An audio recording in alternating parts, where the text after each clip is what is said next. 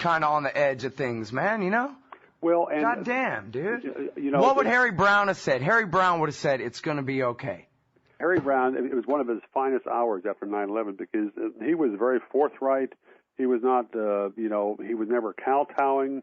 Someone mentioned that he'd even put out a story on the same day as the attacks talking about the ties of U.S. foreign policy. So Harry Brown, showed that he was made of a lot sterner stuff than than at least one of the subsequent LP presidential nominees. So, but the thing about pushing people over the edge, there were vast numbers of people who were basically made more paranoid and more rattled by the government's constant fear-mongering. And, yeah, I mean, not everybody's got a really strong Bovardian constitution about them. You know what I mean? Well, I don't know. It's not so much a strong constitution. It's just that, I've been writing about these kind of government stuff for decades, and I'm fairly accustomed to government BS. I mean, and if someone's out there in front of a microphone and whooping it up, I'm thinking like, okay, what's his line of crap? So, but unfortunately, the folks who should have been checking on some of that stuff just simply rolled over, or there were a lot of good journalists whose stuff never got to print because of cowardly editors.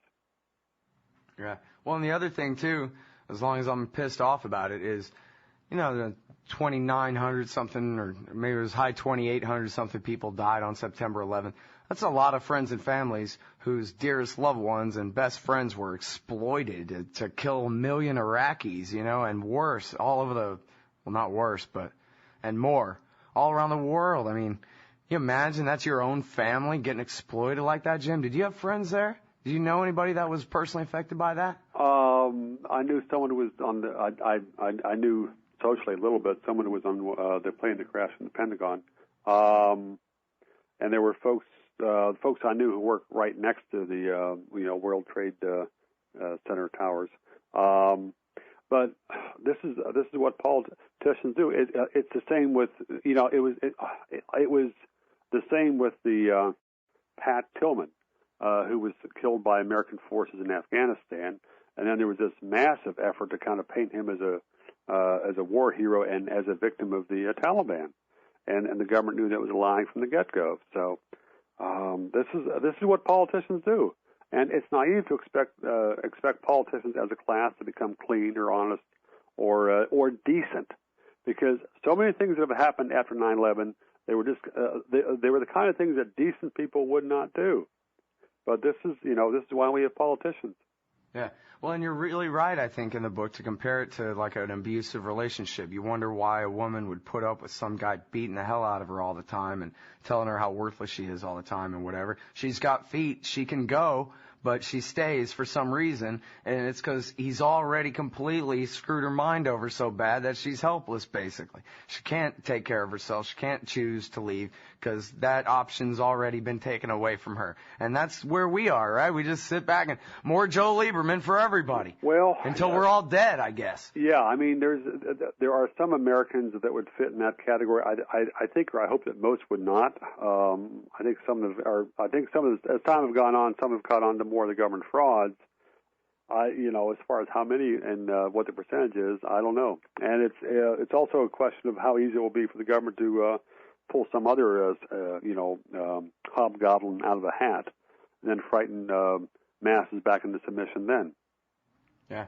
Well, and the other thing is, too, is it's, and I know you talk about this in many of your books, is that the outrages come in such rapid fire that you just can't even stay outraged at any of them long enough. There's so many different things that come out day after day after day of all the different people who were tortured and all the different outrages with the wiretaps and basically the NSA's ownership of the American telecom industry and the involvement of the Israelis and should have been able to stop 9/11, maybe didn't try, and on and on and on.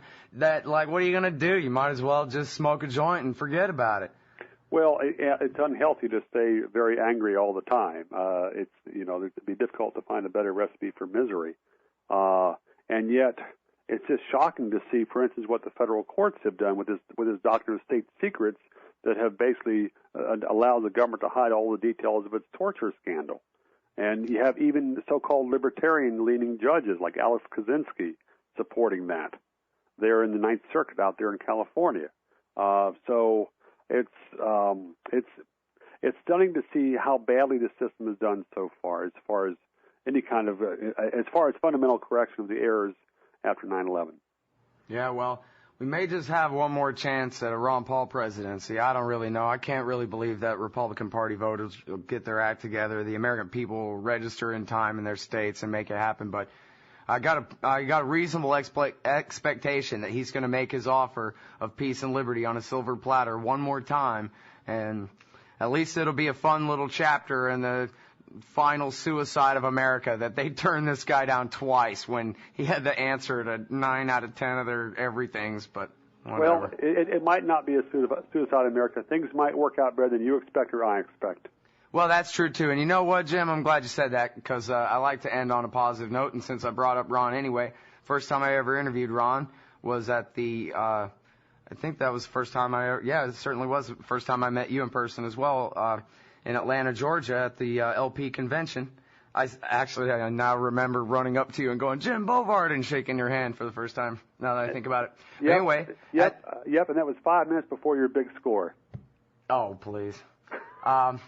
So I ran up and interviewed Ron Paul, and I asked him Karen Katowski's question, actually. There's only one Ron Paul. Like, why should we even bother anymore, man? How doomed are we with, and no reasonable expectation that there'll ever be any more Ron Pauls, And he said, oh, yeah, well, not too long ago, we thought the Soviet Union was going to last at least for the rest of our lives, and then it was gone. And, you never know how things are going to be, so just keep teaching people about liberty and don't doomsay because that's not really what it's about. And so I try to think of that when I get depressed because it is like Justin Raimondo always says, Sisyphus rolling the boulder uphill. We never really get anywhere, but we got to keep pushing the damn thing anyway.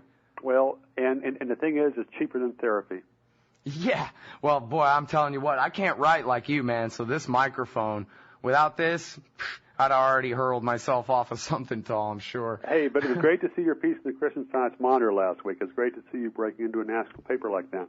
Hey, thanks a lot. I really appreciate that. And I had a couple of really good editors that helped me put it together and make sure it was right before I went on. So I don't take all the credit, but well, still, it's huge to have it out there in a hardline piece. It's raising hell out there. Well, thanks, Jim. You sure set a good example to try to follow. Not that I could ever live up to it, but I don't mind trailing in your dust either. That's a good place to be. Well, it's not dust. It's great to see you busting forward. All right, everybody. That's Jim Bovard, my pal. Mutual Admiration Society going on here. The website is Jim Bovard or James Bovard, right? Yeah, correct. .com. And the book, again, is Attention Deficit Democracy. That's the latest one, and it's so important. I really beg you guys to go out and get it. Thanks, Jim. Hey, thanks, Scott.